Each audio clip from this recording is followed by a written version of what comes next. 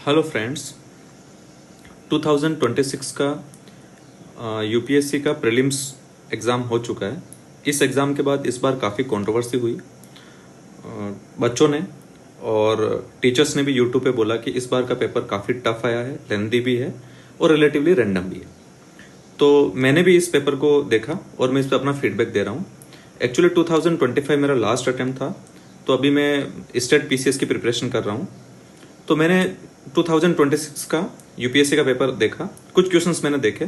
तो एक बात मैं आपको बोल देना चाहता हूँ कि हाँ, ये पेपर लेंदी है, टफ है, चीज़ें आउट ऑफ द सिलेबस भी है और कुछ चीज़ें ऐसे भी है जो बिल्कुल रैंडम लग सकती है आपको। आउट ऑफ द सिलेबस वही है कि क्वेश्चंस रैंडम टाइप के हैं, करंट अफेयर्स में से या स्टैटिक में से पूछा जा रहा है।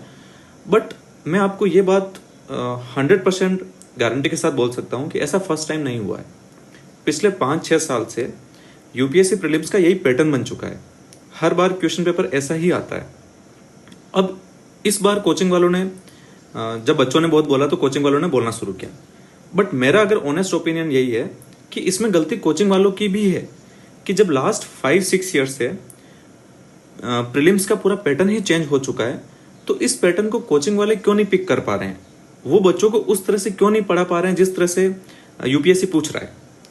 हाँ, मैं मान रहा हूं कि फिर भी क्वेश्चंस इधर उधर से कुछ भी करके बना दिए जाते हैं, बट ये तो 2020-21 ऑनवर्ड्स यही चल रहा है। तो अब अपन लोग यूपीएससी को तो डिक्टेट नहीं कर सकते कि आपने ऐसा पेपर क्यों बना दिया, वैसा क्यों नहीं बनाया। पेपर तो सबके लिए अब एक जैसा है और इसमें जैसा यूपीएससी चाहेगी वो बनाएगी भी। पिछले 5-6 साल से बनाते आ रही है, ऐसे ही क्वेश्चन आ रहे हैं। इसमें मैं बोलूंगा सबसे बड़ी गलती किसी की है तो वो कोचिंग वालों की है। कोचिंग वाले हम लोगों से लाखों रुपए फीस लेते हैं, बट वो कभी भी वो चीज नहीं पढ़ा पा रहे प्रीलिम्स में, या उस पैटर्न के लिए हमारे माइंडसेट को प्रिपेयर नहीं कर पा रहे हैं जो यूपीएससी पिछले 5-6 साल से पूछ रहा है। वो अभी भी वही अपने पुराने ढर्रे पे पढ़ाए जा रहे हैं। वही 1000 पेज का आपको पीडीएफ दे देंगे, नोट्स दे देंगे, उसमें से आप पढ़ते रहो। भले ही उसमें से 1 या 2 क्वेश्चन भी ना आए, या इनपुट टू आउटपुट रेशियो अगर आप उसका देखेंगे तो कोई वैल्यू ही नहीं रहेगी उन नोट्स की। बट वो अभी भी वही पढ़ाए जा रहे हैं। और कुछ ऐसा होता है तो अभी जैसे बच्चों का पेपर खराब हो तो उनके इमोशंस को एक्सप्लॉइट ही कर रहे हैं कि हाँ नहीं, यूपीएससी ने रैंडम पेपर बना दिया, बहुत टफ पेपर था, ऐसा था। हाँ ठीक है, बट ये तो पिछले 5-6 साल से होता आ रहा है ना। तो जब आपने फीस ली है तो कहीं ना कहीं आपका भी एक रेस्पॉन्सिबिलिटी बननी चाहिए कि आप बच्चों के माइंडसेट को ऐसे पेपर के लिए प्रिपेयर करो। बट कोई भी प्रीलिम्स पे ध्यान नहीं दे रहा है। जो सारी कोचिंग इंडस्ट्री ड्राइव होती है वो होती है फाइनल सिलेक्शन से। तो फाइनल सिलेक्शन निकलने वाला होता है जो बच्चे इंटरव्यू दे के आते हैं। तो सब के सब जितने भी बड़ी कोचिंग वाले हैं उनका मेन फोकस होता है कि जो बच्चा इंटरव्यू देकर आया है बस कैसे भी करके उसको अपनी कोचिंग का दिखा दो। और प्रीलिम्स पे तो कोई भी वर्क नहीं कर रहा है। जितने भी ट्रेडिशनल कोचिंग है, मैं बोलूंगा मेंस में अभी भी उनकी रिलेवेंस बनी हुई है, क्योंकि मेंस में सिलेबस फिक्स होता है। लेट्स से कि जैसे फेडरलिज्म है, तो फेडरलिज्म से जितने भी क्वेश्चन पूछे गए हैं या जो भी डायमेंशन पूछी जा सकती है वो अपने नोट्स में कवर कर लेते हैं। तो कहीं ना कहीं मैं बोलूंगा कोचिंग वालों की मेंस में अभी भी रिलेवेंस बनी हुई है। बट जिस टाइप का प्रीलिम्स का पैटर्न अभी होता जा रहा है, प्रीलिम्स में तो इन कोचिंग वालों का कोई भी रोल नहीं है। ये अपनी रिलेवेंस खो चुके हैं। अब ये भले यूट्यूब पे आके कितना ही बोल दे कि यूपीएससी की गलती है, अब इनके बोलने से तो यूपीएससी नहीं बदलने वाला है। वो तो नेक्स्ट ईयर भी पता नहीं कैसा पेपर बनाएगा। और जैसा मैं बोल रहा हूँ कि वो पिछले 5-6 साल जैसा बना रहा, आप खुद जाके देख सकते हैं। जिसने फर्स्ट टाइम दिया होगा उनको ऐसा लग रहा होगा, लेकिन जो पुराने लोग हैं जो 4-5 अटेम्प्ट दे चुके हैं वो इस बात को एग्री करेंगे कि ये तो 2025, 24, 23, 22, 21 हर पिछले 5-6 साल में ऐसा ही पेपर आ रहा है मोर और लेस। हाँ, इस बार हो सकता है कि रैंडम क्वेश्चंस का प्रपोर्शन बढ़ गया। लेट से हर बार 30-40 क्वेश्चन ऐसे आ रहे थे, तो इस बार 50 हो सकता है। बट ये नया नहीं है। तो अब इसके रिगार्डिंग क्या किया जाना चाहिए, इस चीज पर डिस्कस कर लेते हैं। तो सबसे पहली बात तो ये है कि मैं अपने बारे में बता दूं, मैंने 2025 के पेपर में 124.66 मार्क्स थे मेरे, और आईएएस के प्रीलिम्स की कट ऑफ थी 92.66। मैंने अपनी मार्कशीट भी इस वीडियो के साथ अटैच की है। और ऐसा नहीं कि मुझे एक बार ये मार्क्स आ गए। मैंने पिछले 6 बार मेरा प्रीलिम्स क्वालिफाई हुआ है। 3 बार फॉरेस्ट सर्विसेज का मेरा प्रीलिम्स क्वालिफाई हुआ है। और 2024 वाले अटेम्प्ट में भी मेरे अराउंड 98-99 के आसपास मार्क्स थे, जो कि आईएएस के प्रीलिम्स की कट ऑफ से काफी हाई मार्क्स थे। और ये मेरे ही नहीं आ रहे हैं, मैं कुछ और लोगों को भी जानता हूं जो कंसिस्टेंटली प्रीलिम्स क्वालिफाई कर रहे हैं, डिस्पाइट की पैटर्न पूरा चेंज हो चुका है, क्वेश्चंस रैंडम आ रहे हैं। तो क्या आप ये बोल सकते हैं कि वो बस तुक्का मार के कर ले रहे हैं? तो ऐसा नहीं है। कई कोचिंग वालों ने बोला होगा कि ये तो पूरा तुक्का का हो गया, जिसका तुक्का बैठ गया। ऐसा नहीं है। कुछ लोग कंसिस्टेंटली कर पा रहे हैं और कुछ लोग कितने भी हार्ड वर्क करने के बाद में हर बार वो इस पैटर्न में सफल नहीं हो पा रहे हैं। तो इट मीन्स कि जो लोग कंसिस्टेंटली कर पा रहे हैं उन्होंने कुछ ओरिजिनल वर्क किया है। और मेरे अलावा मैं 2-3 लोग और जानता हूं जिनके अच्छे मार्क्स हर बार आते हैं, हर बार वो क्वालिफाई करते हैं। वो कोई भी ट्रेडिशनल कोचिंग पे रिलाई नहीं कर रहे हैं, वो सेल्फ स्टडी और पीवाईक्यू पे रिलाई कर रहे हैं। तो अगर मैं आपको बोलूं कि फ्यूचर स्ट्रेटेजी क्या होनी चाहिए, तो आप सेल्फ स्टडी और जो यूपीएससी के प्रीवियस ईयर के क्वेश्चंस पेपर है उनका एनालिसिस जरूर करो। इस ऐसा पेपर आने का मतलब ये नहीं कि आप अपने सोर्स को चेंज कर लो। देखो, पॉलिटी का सोर्स वही लक्ष्मीकांत रहेगा, मॉडर्न हिस्ट्री का वही स्पेक्ट्रम रहेगा, ज्योग्राफी की वही एनसीईआरटी की बुक्स रहेगी, बुक्स वही रहने वाली है। आप कोचिंग पे ओवर रिलाई मत करो। जितने भी कोचिंग इंस्टीट्यूट वाले हैं वो प्रीलिम्स को लेके बिल्कुल भी सीरियस नहीं है, वो इस पैटर्न को पिक ही नहीं कर पा रहे हैं। आज के 10 साल पहले जो पढ़ाते थे स्टैटिक नोट्स, वहां से क्वेश्चन आ रहे थे, उनके नोट्स की रिलेवेंस थी। मैं प्रीलिम्स के रेस्पेक्ट में बात कर रहा हूँ, मेंस के लिए नहीं। बट प्रीलिम्स में आज उनके नोट्स की कोई रिलेवेंस नहीं है। अगर 1000 पेज के पीडीएफ में से एक क्वेश्चन आ भी गया तो क्या आप एक एक सब्जेक्ट के लिए 1000 पेज पढ़ सकते हैं क्या? वो फिजिबल ही नहीं है। तो आपको बेसिक बुक्स जो है वो वही रखनी है जो अपनी स्टैंडर्ड बुक्स है। इसके अलावा अब आपको पीवाईक्यू सोल्व करते करते एनालिसिस सीखना है, और उसके लिए आप खुद से भी कर सकते हैं या फिर कुछ ऐसे लोग की मेंटरशिप भी ले सकते हैं जो इस प्रोसेस का पार्ट लंबे टाइम से रहे हैं और उन्होंने हर बार प्रीलिम्स क्वालिफाई किया है। तो वो क्या टेक्निक्स है, वो कैसे कर रहे हैं क्वालिफाई, वो बिना कोई कोचिंग के टेस्ट सीरीज के, बिना कोई कोचिंग के हेल्प के वो हर बार प्रीलिम्स अच्छे खासे मार्जिन से कैसे कर रहे हैं। मैं अपना खुद का एग्जाम्पल अगेन दे रहा हूँ। जहां 92 कट ऑफ है वहां मैं 125 के अराउंड मार्क्स ला रहा हूँ। तो वो रैंडम तुक्का मारी नहीं है, इस चीज को आपको बिलीव करना पड़ेगा। अब अपने आप को खुश करने के लिए बोल सकते हैं कि हाँ पेपर ऐसा है, किसने रैंडम तुक्का लगा दिया, इसका बैठ गया होगा, लेकिन हर बार नहीं बैठता है ना। 24 में भी मेरे सिविल की कट ऑफ से 10 नंबर ऊपर थे। तो हर बार अगर किसी के अच्छे मार्क्स आ रहे हैं, इट मीन्स कि वो राइट डायरेक्शन में, वो इस पैटर्न के अकॉर्डिंग प्रिपरेशन कर रहे हैं। तो अब आप हताश हो सकते हैं, ठीक है, कोचिंग वाले आपकी सिंपैथी को एक्सप्लॉइट भी कर रहे हैं कि पेपर खराब आया, पेपर को कोस सकते हैं, बट यूपीएससी के पैटर्न को बदलना अपने हाथ में नहीं है। तो जो आपके हाथ में है उस पर काम करो और अपनी प्रिपरेशन को अलाइन करो यूपीएससी के पैटर्न पे। अब मैं अपने आप इसमें कुछ क्वेश्चंस आपको सोल्व करके दिखाता हूं, क्योंकि मैंने कुछ क्वेश्चंस देखे तो मुझे लगा था कि ऐसा ही हर बार पूछा जाता है, ऐसा कुछ बहुत नया नहीं आ गया है। तो मैं आपको कुछ क्वेश्चंस यहाँ पे सोल्व करके बता रहा हूं। जैसे मैं देखूंगा क्वेश्चन नंबर 3, तो आप देखेंगे क्वेश्चन नंबर 3 में पूछ रहा है पॉलिटेक्स्ट के बारे में, कुछ गिवन है और कुछ कॉइन्स का वहां पर नाम दिया हुआ है, ठीक है।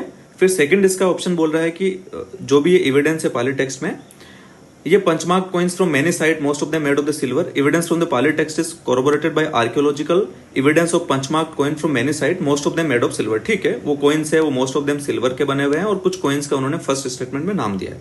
अब इसके बाद नीचे वाले चीज ये पूछ रहा है कि above statement have been associated with which of the following, emergence of urban life. तो क्या आप एग्री कर सकते हैं, जहां पर कॉइन्स होगा तो वहां पर एक इकोनॉमी बनेगी, इकोनॉमी बनेगी तो एक अर्बन लाइफ होगी। तो ये, और सेकंड स्टेटमेंट में उसने इकोनॉमी की बात की, मनी इकोनॉमी। डेफिनेटली जहां कॉइन होगा वहां मनी इकोनॉमी होगी, और जहां पर मनी इकोनॉमी होगी तो आप ह्यूमन सिविलाइजेशन की स्टोरी देखेंगे तो ऐसा ही स्टोरी है कि पहले सब लोगों ने धीरे धीरे सेटल होकर एग्रीकल्चर लाइफ जीना शुरू की, फिर एग्रीकल्चर लाइफ से छोटे छोटे टाउन्स बने, फिर टाउन्स बने तो ट्रेड होने लगा तो फिर कॉइन्स आए। तो आप देखेंगे तो ये दोनों स्टेटमेंट बिल्कुल लॉजिकल, आप स्टेटमेंट 1 और 2 से डिराइव कर सकते हैं। तो इसका करेक्ट आंसर होगा सी। अब अगर आप सोचो कि मुझे इसके लिए कोई बहुत बड़े नोट्स पढ़ने पड़ेंगे, तो मुझे नहीं लगता है ये ठीक है। अभी आपको लग रहा होगा कि मैं एग्जाम के बाहर बैठ के सोल्व कर रहा हूं तो मैंने ऐसे बोल दिया, बट नहीं, मैंने 2025 की अपनी मार्कशीट अटैच की है, 24 की भी मैं अटैच कर दूंगा। उसमें मेरे प्रीलिम से 10 मार्क्स आई है और 25 में तो इतना ज्यादा हाई मार्क्स है। इट मीन्स कि ऐसा नहीं है कि मैं कुछ भी रैंडम करके आपको बता दे रहा हूं, नहीं। ये अगर आप शांत माइंडसेट के साथ में देखेंगे तो क्वेश्चन बहुत ही इजीली सोल्व किया जा सकता था। इसमें कोई एक्स्ट्रा नॉलेज की जरूरत नहीं है। जो आपके पास में एग्जिस्टिंग नॉलेज है उस नॉलेज को यूज करना सीखो। और इस टाइप के क्वेश्चंस कभी भी कोचिंग वाले बना भी नहीं सकते हैं। तो आप कितने भी कोचिंग की टेस्ट सीरीज ले लो, कुछ भी प्रैक्टिस कर लो, वो आपको टेस्ट सीरीज बेच देंगे 15-20 हजार में, उसके बाद उनका काम खत्म हो गया। वो प्रीलिम्स को लेकर इतना सीरियस नहीं रहते हैं, क्योंकि उनका जो भी पूरा मार्केटिंग चल रहा है वो इंटरव्यू और फाइनल सिलेक्शन पे चल रहा है। तो इस चीज को आपको समझना पड़ेगा। तो आपको खुद को ओरिजिनल वर्क करना है प्रीलिम्स पे, वो करेंगे आप पीवाईक्यू से। तो जैसे ये थर्ड क्वेश्चन बिना आप नॉलेज के सोल्व कर सकते हैं। मैंने कई क्वेश्चंस ऐसे सोल्व किए, बट मैं आपको वही बता रहा हूँ जो बिल्कुल बेसिक लेवल के हैं। मैं आगे धीरे धीरे और भी वीडियो बनाऊंगा जिसमें मैं आपको बताऊंगा कि मैं क्वेश्चंस कैसे सोल्व करता था। मैंने 25 का पेपर कैसे सोल्व किया, 24 का कैसे सोल्व किया। अब मैं आपको बताता हूँ कुछ और क्वेश्चन सोल्व करके। अभी अपन लोग जाएंगे क्वेश्चन नंबर 8 पे। तो मैं टाइम सेव करने के लिए मैं सीधा थर्ड स्टेटमेंट पे पढ़ता हूँ, क्योंकि मैंने पहले स्टेटमेंट पढ़ के रखा है। ये बोल रहा है कि there are houses built in large part with baked bricks around relatively spacious courtyard with their own, इस वर्ड पे आपको ध्यान देना है, wells, bathing platform and large rooms. अगर कुछ और डाउट भी हो तो आप एक बार हिंदी वर्जन भी देख सकते हो। कुछ क्वेश्चन में मैं हिंदी भी देखा करता था। यहां पर क्या लिखा है, जिनके अपने कुएं हैं, उन घर के इंडिविजुअल कुओं की बात हो रही है। ओके, अब अपन लोग इसका थर्ड स्टेटमेंट पढ़ते हैं। यहां पर statement third suggest the emergence of the common property system. भाई जब उनके खुद के कुएं हैं तो कॉमन प्रॉपर्टी सिस्टम है या प्राइवेट प्रॉपर्टी सिस्टम है? तो आपको थर्ड स्टेटमेंट से पता चलेगा कि ये गलत है। जब वो इंडिविजुअल हाउस के साथ में उनका अपना खुद का कुआ, खुद का बाथिंग प्लेटफॉर्म, उनकी सबकी बातें कर रहा है, तो वो पब्लिक प्रॉपर्टी नहीं, वो कॉमन प्रॉपर्टी नहीं, वो प्राइवेट प्रॉपर्टी की बात कर रहा है। तो तीसरा स्टेटमेंट गलत होते ही आपके पास में आंसर बचेगा एक ही। अब आप बोलने के लिए बोल सकते हो कि यार ये तो बहुत ही रैंडम क्वेश्चन है, इतना फैक्ट्स कोई कैसे याद रख सकता है। लेकिन इसमें फैक्ट्स नहीं याद रखना है, इसमें आपको ऑन द स्पॉट बैठ के क्वेश्चन को एनालाइज करना है। तो ये कोई बहुत वैसा क्वेश्चन नहीं है जो आप सोल्व नहीं कर सकते थे। अब मैं ऐसे एक और क्वेश्चन आपको बताता हूं। क्वेश्चन नंबर आप देखेंगे 9 वाला, इसके ऊपर वाला, ये एका और बारदोली मूवमेंट की बात कर रहा है। अब इसके लिए जो आपका स्टैंडर्ड मॉडर्न हिस्ट्री का सोर्स है वही पढ़ना है, और वहीं से आया भी है ये क्वेश्चन। अब कोई भी यूट्यूब पे आपको 5-7 क्वेश्चन ऐसे उठा के बता सकता है कि ये कहां से पूछ लिया, तो वो तो हर साल ही आता है, उसके बेसिस पे कट ऑफ डिसाइड नहीं होती है। जो कट ऑफ डिसाइड होती है वैसे क्वेश्चंस इस पेपर में थे जिसको आप सोल्व कर सकते हैं। प्रॉब्लम यहां पे आ रही है कि आपकी अप्रोच सही नहीं है, और मैं ये बोलूंगा कि आपकी गलती नहीं, कोचिंग वालों ने वो सही अप्रोच बनने ही नहीं दिया। वो आपको इतना फंसा के रखते हैं कि ये आप टेस्ट सीरीज ले लो, ये स्ट्रेटेजी फॉलो कर लो, 1 महीना पहले आपको कुछ एलिमिनेशन टेक्निक्स बताएंगे। मैं एलिमिनेशन टेक्निक्स के खिलाफ नहीं हूं, वो काम करती है, बट वो तब काम करेगी जब आपने खुद ओरिजिनल वर्क किया है, आपने खुद ग्रेजुअली सीखी है उन चीजों की, थ्रू आउट ईयर आपने मेहनत की है, आपने खुद ने पीवाईक्यू देखे हैं। जैसे मैं भी एलिमिनेट कर पा रहा हूँ, तो आपको देख के लग रहा होगा हाँ यार बहुत इजीली कर पा रहा हूँ, बट ऐसा नहीं, इसके पीछे मेरी बहुत ईयर्स की मेहनत है। तो आप भी धीरे धीरे अपना ओरिजिनल वर्क करो खुद यूपीएससी के पीवाईक्यू के, तभी आप सीख पाएंगे। और अभी मैं एक स्टेट पीसीएस एग्जाम की वजह से बिजी हूँ। कुछ टाइम बाद मैं खुद अपना प्रीलिम्स के रिगार्डिंग मैं ट्राई करूंगा कि एक मेंटरशिप शुरू करूं। उसमें मैं ओनली वीकली वंस संडे को ट्राई करूंगा 1 घंटा कनेक्ट करने का, बाकी 6 दिन आप अपना पढ़ते रहो। संडे को मैं कोशिश करूंगा कि ऐसे क्वेश्चंस और ज्यादा से ज्यादा सोल्व करवा पाऊं, या और आपको बता पाऊं कि कैसे एनालिसिस करके आप पढ़ सकते हैं और क्वेश्चंस को सोल्व कर सकते हैं, और क्या सोर्स होना चाहिए, कितना पढ़ना है, कैसे पढ़ना है प्रीलिम्स के रिगार्डिंग। इसको लेके बहुत मिसकंसेप्शन होता जा रहा है। जैसे जैसे पैटर्न रैंडम हो रहा है वैसे वैसे लोगों को लग रहा है कि मुझे नया सोर्स फॉलो करना है या कोई और बुक पढ़नी है। ऐसा नहीं है, स्टैंडर्ड बुक्स वही रहेगी, बस आपको अप्रोच करने का तरीका बदलना है। वो जो एप्टीट्यूड होता है ना प्रीलिम्स के लिए, वो डेवलप करना है। मैंने खाली यूपीएससी के मल्टीपल प्रीलिम्स नहीं निकाले, मैंने राजस्थान का भी निकाला, मैंने बिहार का भी निकाला है, और बिहार का भी मैंने काफी अच्छे खासे मार्जिन से निकाला था। इट मीन्स अगर आपको एक बार आइडिया हो गया कि प्रीलिम्स को टैकल कैसे करना है, तो फिर प्रीलिम्स मैनेजेबल है। और बिलीव मी, इस प्रोसेस की प्रीलिम्स, मेंस और इंटरव्यू, इस यूपीएससी का सबसे ऑब्जेक्टिव प्रोसेस ही प्रीलिम्स है, क्योंकि यहां पर पेपर सबके लिए सेम है और मशीन चेक कर रही है। मेंस में तो ऑप्शनल अलग अलग है, ऐसे एथिक्स में मार्किंग वेरी हो जाती है, चेक करने वाले पर्सन की सब्जेक्टिविटी इन्वॉल्व होती है, और सेम इश्यूज इंटरव्यू में ही होते हैं। बट जो जिस स्टेज पर अटकता है उसको लगता है कि यही स्टेज सबसे सब्जेक्टिव है, तो ऐसा नहीं है। यूपीएससी का पूरा प्रोसेस ही अनसर्टेन है, ये तो एक फैक्ट है। बट हाँ, प्रीलिम्स को आप मैनेज कर सकते हो अगर आपकी अप्रोच राइट है और आप अगर पीवाईक्यू पे वर्क कर रहे हो अपने से। कोचिंग के भरोसे रहोगे तो नहीं होने वाला है।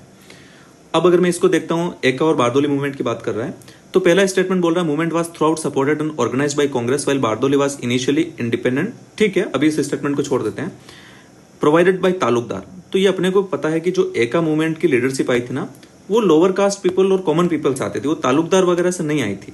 ये चीज पता होनी चाहिए। तो सेकंड स्टेटमेंट गलत है, बट हाँ ये चीज सही है कि अवध रीजन में हुआ था एका मूवमेंट। वही Bardoli Satyagraha was a campaign against enhancement of land revenue, इसको भी छोड़ देते हैं। अभी डी पे आ जाते हैं। ये बोल रहा है कि वो वाराणसी और मिर्जापुर में था, ये बोल रहा है अवध में हुआ था, और वो अवध में ही था। ये अगर आप स्टैंडर्ड बुक में देखेंगे तो लिखा हुआ है। इट मीन्स की फोर्थ स्टेटमेंट भी गलत है, वो वाराणसी मिर्जापुर के रीजन में नहीं था, वो अवध के रीजन में था। अब ये बहुत बड़ा सा सेंटेंस बन गया, इसको देख के आप डर रहे हैं, पढ़ ही नहीं पा रहे हैं, तो फिर प्रॉब्लम है कि आपका राइट एप्टीट्यूड नहीं बना प्रीलिम्स को लेकर। कोई कितना भी रैंडम स्टेटमेंट हो, कितना भी अननोन नॉलेज हो, आपको उसको पढ़ना है और पढ़ के ऑन द स्पॉट थॉट देना है। अब यहाँ पर पता है वो अवध का था, ये वाराणसी मिर्जापुर की बात कर रहा है, तो ये गलत है। स्टेटमेंट यहीं से गलत हो गया, ये तालुकदार के द्वारा लीड नहीं किया गया था, तो बी और डी तो गलत हो गया। अब मुझे चूज करना है ए और सी में से। अब अगर आप देखेंगे ना, ए की लैंग्वेज, ए का movement was throughout supported and organised by Congress, इसलिए मैं बोलता हूँ पीवाईक्यू सोल्व करो, कोचिंग के टेस्ट सीरीज पर रिलाई मत करो। तो आपको पता चलेगा जब इस टाइप की लैंग्वेज यूपीएससी बनाता है ना, फ्रेम करता है ना, वो स्टेटमेंट जनरली रॉन्ग होते हैं, वो मन से बनाए हुए स्टेटमेंट होते हैं। Was throughout supported and organised by Congress नहीं, वो वहां पे कॉमन मैन ने उन्होंने इनिशिएट किया था, तो इसमें ये स्टेटमेंट गलत है। तो जो ऑप्शन बचेगा वो आपका बचेगा सी वाला। तो इस टाइप से आप सोल्व कर सकते हैं बहुत सारे क्वेश्चंस को। मैं कुछ क्वेश्चंस और बता देता हूं, मैंने और भी क्वेश्चन सोल्व किए हैं, बट अभी मैं इनिशियल लेवल का एनालिसिस बता रहा हूं, वो नहीं बता रहा जो आपको देखते लगे नहीं यार ये तो पॉसिबल ही नहीं है। मैं वही अभी आपको टेक्निक्स बता रहा हूं जो सच में लगे कि हाँ ये तो डुएबल था एग्जाम में भी ना।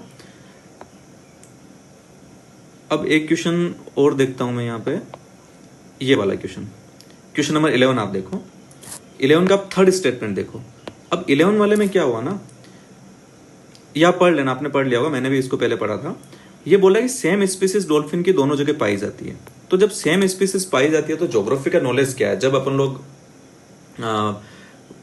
ज्योग्राफी के जो अर्थ के वो जो पहला चैप्टर होता है उसमें कुछ थ्योरीज है, उसमें भी आपको पता है, तो कुछ कॉन्सेप्ट इसी टाइप का रहता है कि जब वो थ्योरी दी गई थी तो उसमें एक रीजन ये भी था कि सेम स्पीसीज बहुत सारी पाई जाती है, तो वो एक रीजन था कि इसलिए वो जुड़े हुए थे। जो भी अर्थ के लैंड मासेस है वो एक टाइम पर जुड़े हुए थे, उसका रीजन यही दिया गया था। तो अगर आप देखेंगे यहाँ पे तो ये भी एक वैलिड आर्ग्यूमेंट है कि वो दोनों रिवर पहले एक दूसरे में मिलती थी, तो ये बहुत ही वैलिड आर्ग्यूमेंट है, ये ज्योग्राफी का कॉमन नॉलेज है। अब इसमें अच्छी बात क्या है ना कि थर्ड ऑप्शन एक ही में है, तो आपको कंफ्यूज होने की जरूरत ही नहीं है। आप 1 2 नहीं भी जान रहे तब भी आपका काम हो गया। अगर यहां पर मैं बता रहा हूं ऑप्शन ऐसे होता ना कि लेट्स से कि 1 3 आता या 2 3 आता, तब फिर इस क्वेश्चन को एलिमिनेट करना बहुत ही मुश्किल हो सकता था। बट अच्छी बात क्या है कि 3 तो एक ही ऑप्शन में है, तो फिर इसका आंसर यही है। तो ये आपका बेसिक ज्योग्राफी का कॉमन नॉलेज है। अब इसमें अगर आप सोचो कि यार 1 2 में क्या बना दिया, भाई उसने जो भी बनाया वो पढ़ना ही नहीं है ना, क्योंकि स्टेटमेंट ही ऐसे सेट किया हुआ है कि 3 एक में मिल रहा है, अपना आंसर लगाया, आपका काम हो गया। तो ये सब चीजें एग्जाम प्रेशर में अगर आप शांत रहेंगे और पीवाईक्यू पे प्रैक्टिस करके जाएंगे तो डुएबल है। इसमें अब ऐसा कुछ नहीं बोल सकते कि ये पता नहीं क्वेश्चन कहां से बना दिया। बोलने के लिए तो कोई बोल देगा कि ये कौन से पीरियड की बात कर रहा है, कोई पर्सन कैसे ऋग्वेदा के उस पर्टिकुलर पार्ट को जाके पढ़ सकता है। नहीं, पढ़ना भी नहीं है, जो आपका कॉमन नॉलेज है थर्ड, उसी से आपका काम हो रहा है ना। अब इसको लेके आप बोलो कि रैंडम है, तो हाँ रैंडम बोल सकते हो, लेकिन ये डुएबल क्वेश्चन है। अब ऐसे ही मैं एक क्वेश्चन आपको और दिखाता हूं। ये क्वेश्चन मैंने 19 भी सोल्व कर लिया, ये मैं बाद में डिस्कस करूंगा कैसे सोल्व किया था, बिकॉज अभी मैं बताऊंगा तो आपको लगेगा कि नहीं यार ये तो पॉसिबल नहीं है ना, इसलिए मैं ये क्वेश्चन अभी नहीं बता रहा हूं। हाँ, अभी मैं इस गिबॉन की बात करता हूँ 22 वाले को। अब इसमें भी गिबॉन के बारे में बहुत ज्यादा नॉलेज आपको नहीं चाहिए। हाँ, नॉर्थ ईस्ट में एक सेंचुरी गिबॉन की ये पता होता है आपको, ठीक है। अब अगर आप स्टेटमेंट 2 पे देखो, they have the specialized brachiation and can easily swing between the tree. इसका हिंदी भी आप देख सकते हो। कहने का मीनिंग इसका ये है कि वो इस टाइप की स्पीसीज है जो एक पेड़ से दूसरे पेड़ के बीच में जा सकते हैं। तो ये जो भी गिबॉन आपको पता होगा, ये प्राइमेट्स की तरह होते हैं, जैसे मंकीज वगैरह होते हैं। तो ये सारे प्राइमेट्स के फीचर्स हैं। अगर आप स्टेटमेंट 2 को देखेंगे ना हिंदी में, या आप इंग्लिश में भी अगर आपको समझ में आता है, तो ये कोई यूनिक चीज नहीं है। ये गिबॉन हो चाहे और दूसरे प्राइमेट्स हो, सबके फीचर्स होते हैं, वो स्विंग करते हैं ट्रीज पे। ये तो आप, अगर आपने इतना भी पता है कि गिबॉन प्राइमेट्स है, कहीं पे डॉक्यूमेंट्री में, कहीं यूट्यूब पे या प्रिपरेशन टाइम में आपने कहीं पिक भी देखी है, तो आपको पता लग जाएगा कि सेकंड स्टेटमेंट कुछ भी ऐसा स्पेशल नहीं है। वो गिबॉन की जगह कोई दूसरा प्राइमेट्स का नाम लिखता तब भी उसके लिए ये वैलिड होता। तो सेकंड स्टेटमेंट करेक्ट है, तो फिर भाई बचा तो 2 ही है ना। या फिर मैं बोलता हूं कि फर्स्ट स्टेटमेंट के बेसिस पे भी आप जाओ, तो आपको पता है कि नॉर्थ ईस्ट में उसकी सेंचुरी है, तब भी आपको पता चलेगा कि लगाना तो मुझे ए या बी में से ही है, या तो मैं ए लगाऊं या फिर मैं बी लगाऊं, क्योंकि 1 स्टेटमेंट करेक्ट है। चलो अब तीसरे स्टेटमेंट पे भी बात कर लेते हैं। अब यहां पर देखो ना, ये अपना आप में कॉन्ट्राडिक्ट कर रहा है। ये बोल रहा है स्ट्रॉन्ग, हैवी बिल्ट और रिमार्केबली एजाइल। ये दोनों चीजें ना, ये कॉन्ट्राडिक्टरी है। एक कोई भी अगर आप एनिमल या किसी के फीचर्स के बारे में बात करोगे, तो जो भी स्ट्रॉन्ग और हैवी बिल्ट होता है ना, हैवी बिल्ड वाला कभी भी एजाइल नहीं होता, वो भी रिमार्केबल एजाइल नहीं होता है। तो ये थर्ड स्टेटमेंट आपको पढ़ने से लगेगा कि कॉन्ट्राडिक्ट कर रहा है। जो ऊपर फीचर्स बताए गए वो इस फीचर से मैच नहीं हो रहा है। आपको जानना भी नहीं है कि वो गोरिल्ला से मिलता जुलता है या नहीं है। इस चीज पे आप डिस्कशन एक बार सोचो कि वो हैवी बिल्ड है और रिमार्केबल एजाइल है, तो ये अपना आप में कॉन्ट्राडिक्ट कर रहा है। तो इस वजह से भी आप थर्ड जहां जहां दिख रहा है उसको काट सकते हैं। इसको मल्टीपल तरीके से सोल्व कर सकते हैं। एक तो मैंने ये बताया कि 2 है, वो सारे प्राइमेट्स का कॉमन फीचर होता है, तो उस हिसाब से बी और सी में से आंसर होना चाहिए। फिर आपने देखा कि 3 वाला कॉन्ट्राडिक्ट करा, 3 काट दो तो आंसर बचता है ओनली बॉम्बे। या फिर आप 1 से जाना चाहते हैं तब भी पता है कि नॉर्थ ईस्ट में एक सेंचुरी है। अब इतना तो मैं मान के चल रहा हूँ कि ये चीज तो आप एनवायरमेंट का पढ़ते हैं, वहां कवर होती है। कोई भी आप सोर्स फॉलो कर रहे हो करंट अफेयर वगैरह का, तो वहां पर होता है कि वो उनको लेकर चीजें कवर करते हैं वो लोग, है ना। और नहीं भी है तो मैं बोल रहा हूँ थर्ड को आप एलिमिनेट करो, तो जैसे थर्ड को एलिमिनेट करोगे आपको बचेगा ए और बी में से। अब बी वाला जो है वो प्राइमेट्स का कॉमन फीचर है, उसमें कुछ भी स्पेशल नहीं है, तो ऐसे आप बी आंसर तक आ सकते हो। मैं कोशिश करूंगा जैसे जैसे मुझे टाइम मिलेगा ऐसे और वीडियोस बनाते रहूंगा, और मैं आपको भी यही बोलूंगा कि यूपीएससी पीवाईक्यू पे आप काम करो। और इस पर्टिकुलर वीडियो के नीचे मैं अपना एक टेलीग्राम चैनल का लिंक दे रहा हूँ, उस पर भी आप ज्वाइन कर सकते हैं। मैंने अभी नया टेलीग्राम चैनल बनाया है। वीडियो देखने के लिए थैंक यू।